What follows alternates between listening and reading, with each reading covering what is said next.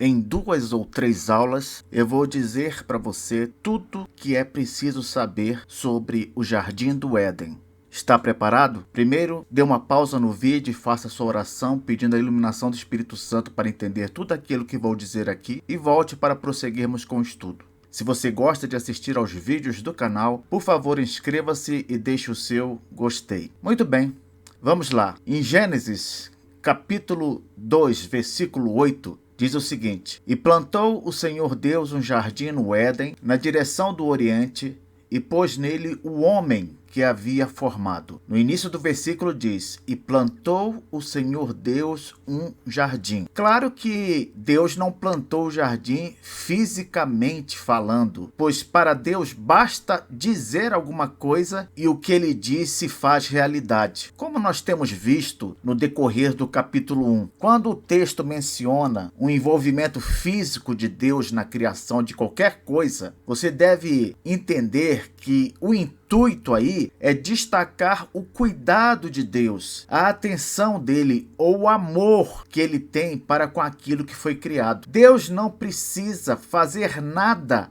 fisicamente falando para criar alguma coisa. Então, se a Bíblia diz, por exemplo, que Deus formou o homem do pó, como se Deus tivesse se envolvido pessoalmente na formação do corpo físico do homem, não é preciso ver essa descrição de uma forma literal. Não, Deus poderia ter simplesmente ordenado e os elementos químicos do solo se juntaram e formaram o ser humano. Isso não invalida o fato de que foi Deus que formou. Porém, o que eu quero destacar aqui é que não é preciso entender que a forma como Deus formou foi se envolvendo fisicamente com a sua obra. Entende? Continuando, o nome do jardim é Éden. E essa palavra, ela quer dizer delícias ou prazer. Como o próprio nome diz, é um lugar de delícias que Deus preparou para o homem, demonstrando com isso o amor atencioso de Deus para com a sua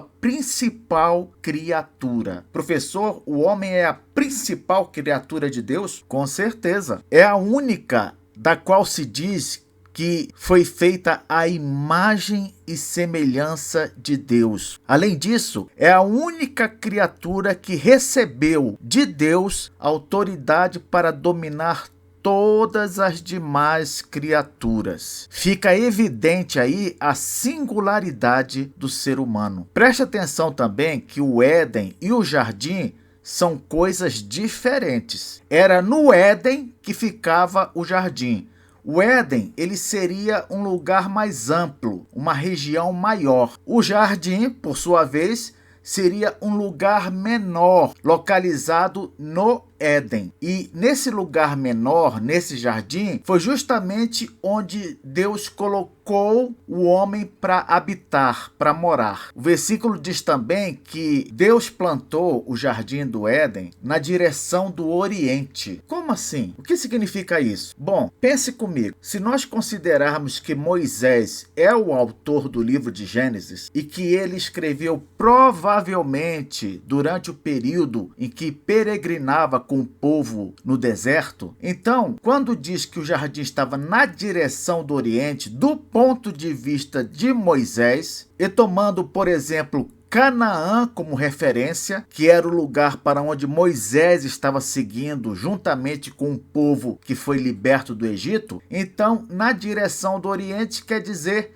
a leste da Palestina. Seria uma referência, por exemplo, à região da Mesopotâmia, onde hoje se encontra o Iraque? Quem sabe? O fato é, do ponto de vista de Moisés, de onde ele estava, que seria ali no deserto, próximo a Canaã, o Éden ficava a leste. E nós vamos aprender aqui que provavelmente o Éden ficava a leste da Palestina mesmo. Mais à frente nós vamos ver isso. Outra observação importante é a seguinte: veja que, do ponto de vista do autor, nós estamos diante de uma localidade geográfica real. Pelo menos era assim que ele entendia. Afinal, ele descreve o Éden e sua localização com vários detalhes. Se o Éden fosse uma ficção, como muitos pensam, simplesmente o símbolo de um lugar paradisíaco, por que então que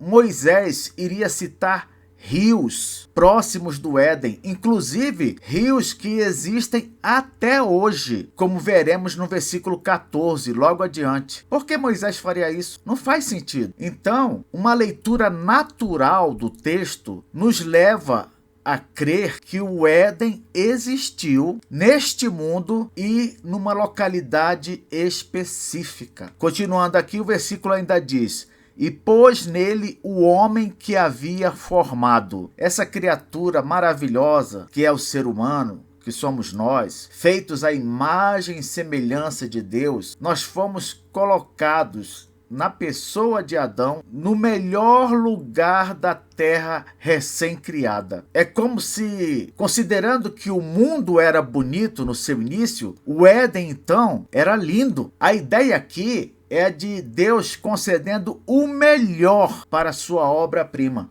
Deus acabou de criar o mundo, acabou de criar a terra, ela é maravilhosa, e dentro dessa terra Deus fez um lugar que seria o mais precioso, maravilhoso, belo, para que o homem fosse posto ali. Perceba o cuidado de Deus para com essa criação que somos nós, desde o início e até hoje. Até hoje. Alguns duvidam do cuidado e do amor de Deus, mas porque não param para pensar nessas coisas, para observar esses detalhes. Deus é um Deus detalhista, que se preocupa com coisas mínimas, e essa preocupação em relação a nós permeia toda a sua palavra. Continuando, versículo 9: do solo fez o Senhor Deus brotar toda sorte de árvores agradáveis à vista e boas para alimento. Não é à toa que muitos estudiosos dizem que o jardim do Éden deveria se chamar pomar do Éden, devido à presença de toda sorte de árvores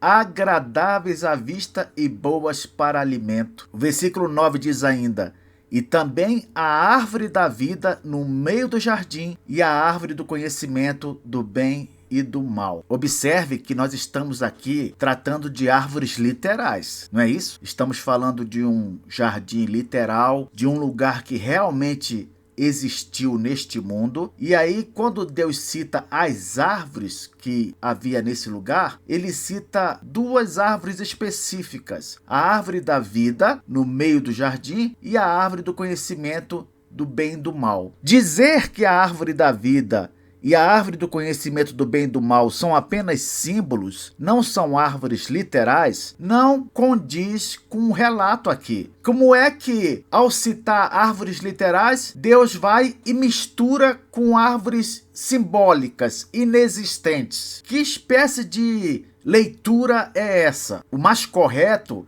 é entendermos que todas essas árvores são literais, porém duas delas tinham também um significado simbólico, que são as árvores da vida e a do conhecimento do bem e do mal. A árvore da vida, ela simboliza a imortalidade, uma vida eterna em comunhão com Deus. Ao que parece, lendo o texto, é que através da árvore da vida, Deus mantinha a imortalidade do homem. É como se o fruto da árvore da vida carregasse a bênção de manter o homem imortal, compreende? Professor, mas Deus não poderia manter o homem imortal sem o uso de meios? Ele não poderia fazer isso diretamente com o seu poder? Sim, é claro, mas uma coisa importante de se aprender aqui é que Deus normalmente utiliza meios para nos abençoar. Ali no Éden, Deus entendeu que deveria conceder imortalidade ao homem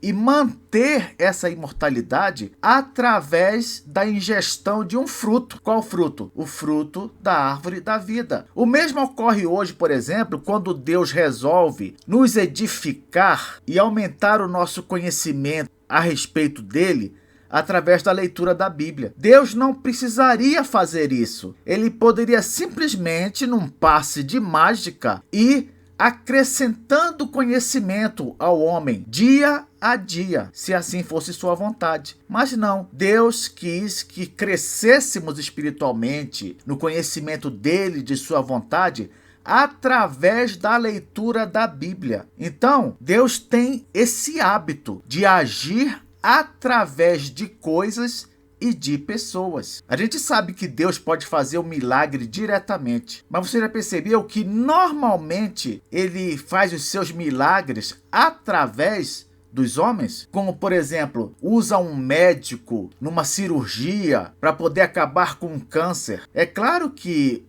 o término do câncer foi uma obra milagrosa de Deus. No entanto, ele quis agir por meio das mãos dos médicos. E assim por diante. Este é um hábito de Deus. Então podemos concluir que a árvore da vida era simplesmente um meio que Deus utilizava lá no Jardim do Éden para manter o homem imortal. Com respeito à árvore do conhecimento do bem e do mal, essa árvore ela simboliza a busca humana por independência moral e intelectual. Ela simboliza o homem querendo decidir por si mesmo o que é certo ou errado, em vez de confiar em Deus. É como se essa árvore apontasse para uma tentativa de autonomia humana. Veja o que diz uma pesquisa rápida sobre a palavra hebraica que foi traduzida como conhecimento ou ciência aqui nesse versículo, porque algumas traduções dizem a árvore da ciência do bem e do mal, enquanto outras trazem a árvore do conhecimento do bem e do mal. Olha só, a palavra hebraica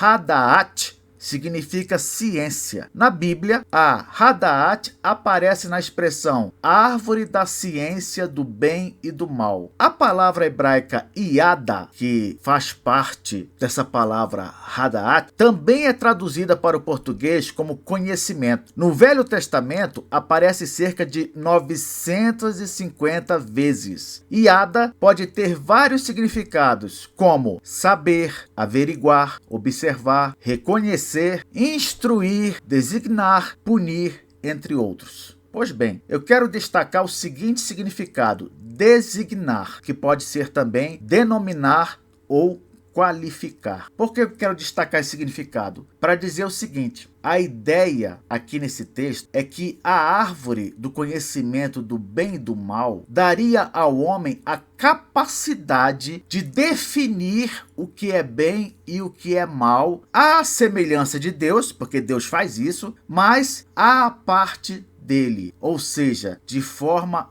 autônoma, independente de Deus. O fruto dessa árvore também daria ao homem um conhecimento experiencial do mal e, consequentemente, da culpa pelo mal praticado. Como assim, professor? Uma coisa é você ouvir falar do mal e saber teoricamente a respeito do mal. Outra coisa é você conhecer o mal por tê-lo praticado. Então, essa árvore também daria ao homem esse conhecimento prático, experiencial do mal. O homem ia conhecer o mal na sua própria experiência. Na verdade, o fruto em si, ele não poderia produzir nada no homem, mas se o comesse, o ser humano seria punido com a morte espiritual. E entre as características do que nós chamamos de morte espiritual estão uma vida em que se decide de forma autônoma, coloquei entre aspas, o que é certo e errado, a partir dos desejos de uma natureza, o quê? Pecaminosa. Professor, por que você colocou autônoma entre aspas? Pelo seguinte, o homem jamais poderia fazer qualquer coisa considerada autônoma ou independente de Deus se o próprio Deus não decidisse isso, correto? O homem não pode fazer nada fora do plano de Deus, dos decretos de Deus. Então, até mesmo aquilo que consideramos atitude autônoma também está debaixo do propósito divino. Na próxima aula continuaremos estudando sobre o Éden, saberemos onde ele estava localizado e veremos o que as pesquisas que têm sido feitas dizem a respeito de outras possíveis localizações desse jardim. Até lá.